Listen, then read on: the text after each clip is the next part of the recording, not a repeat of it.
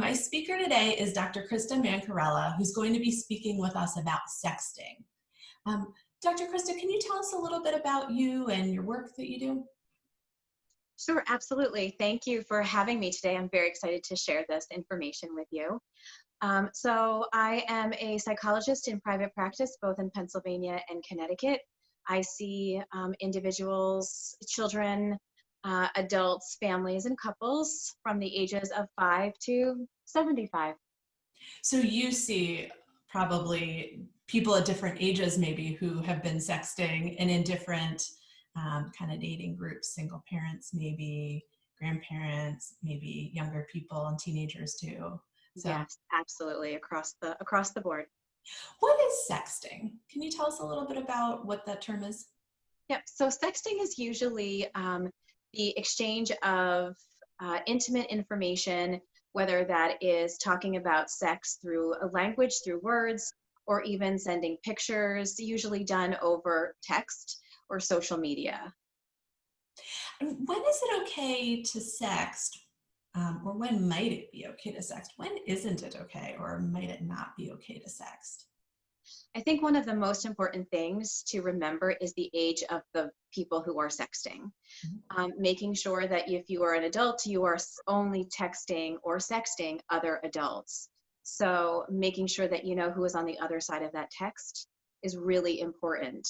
There are different laws in different states that prevent children, so those under 18, from sexting.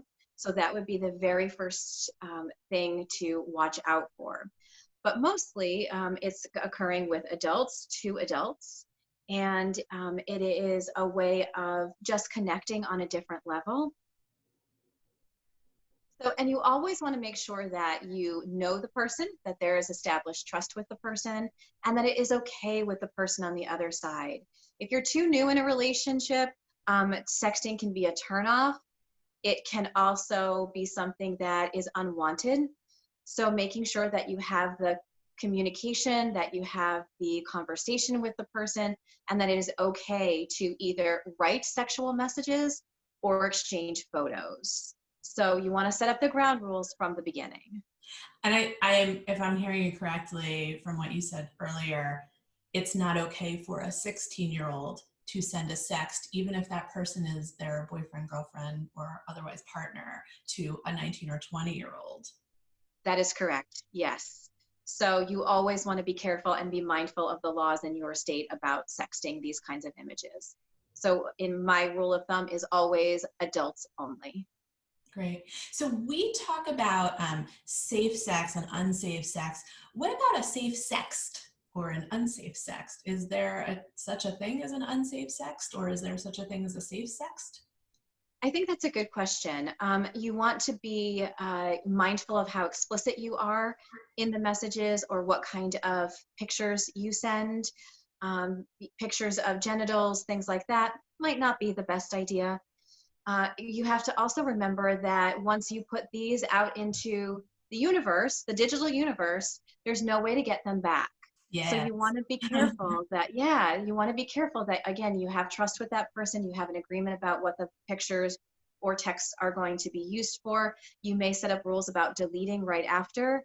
I would always suggest not putting any identifying information in terms of not using your face, even certain things on your body, such as tattoos that can be identifiable, just making sure that there isn't anything like that in there. Great, thank you.